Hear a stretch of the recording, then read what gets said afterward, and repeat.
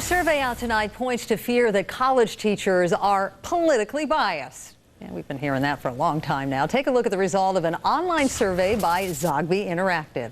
58% say they believe that bias among college professors is a serious problem. 37% say it's not so serious. So exactly who's worried about this?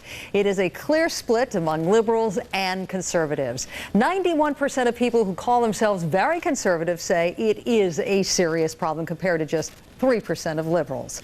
The poll was done online, so its results may not be dead on, but the numbers are still pretty striking. So let's check this out with our panel tonight. David Horowitz, who's trying to get state lawmakers to pass laws protecting conservative students from reprisals by liberal teachers.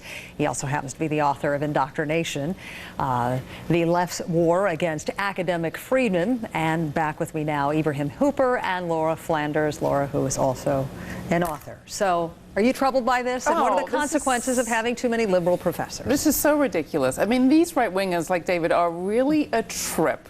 They have locked progressives out of most of the media, talk radio, and a whole lot of Congress. The one part of our country where people actually encourage open debate and research and respect for the facts.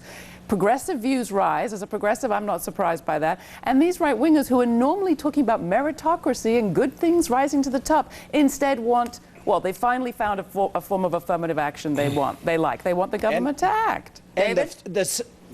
Well, I'm not seeking laws to impose conservatism on universities. I've never complained about professors being too liberal. I defended Ward Churchill for embarrassing himself on the internet with his extremist views. The issue is very simply leftists, and they're not liberals. If these professors were liberal, they would have no problem with presenting two sides to controversial issues, and they would not have instituted a blacklist against conservatives. Conservatives are as rare as unicorns on university liberal arts campuses. David is the king of blacklists. No, unfortunately, I want to know why I'm not on your last Laura, one. Look, I never met a leftist who wasn't a witch hunter, and you're a witch hunter.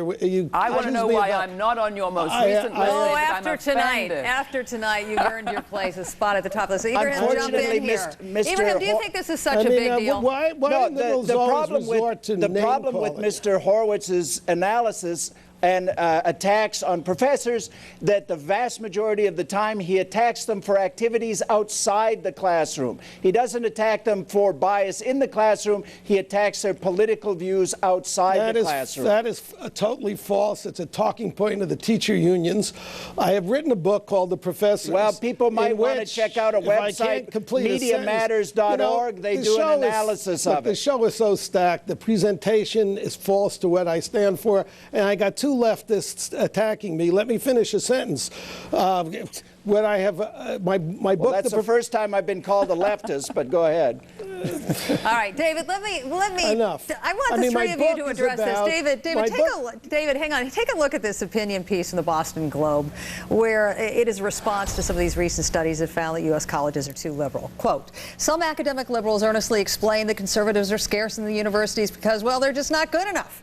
Another variation on this theme is that liberals are better suited to academic life because, unlike those closed-minded, intolerant conservatives, they are open-minded and willing to allow the free expression of ideas they find disagreeable. Well, Paula, why don't you do, an investigative report and see if that's the case? I'm engaged now at the Penn State University. I mean, just as an example, an English teacher shows Al Gore's Inconvenient Truth in class, no presentation of a critical view. The same class has two texts on poverty, both of them by leftists. So Mr. Horowitz must be in favor of the fairness doctrine to bring non-conservative viewpoints to radio. Talk radio. All right, Laura, you get the last word. Where are the 6 states of legislation to combat bias in radio? I'm with Ibrahim. I want to see it from David. I look forward to it tomorrow. Got to stop it there. David Horowitz, Ibrahim Hooper, Laura Flanders. Thank you all.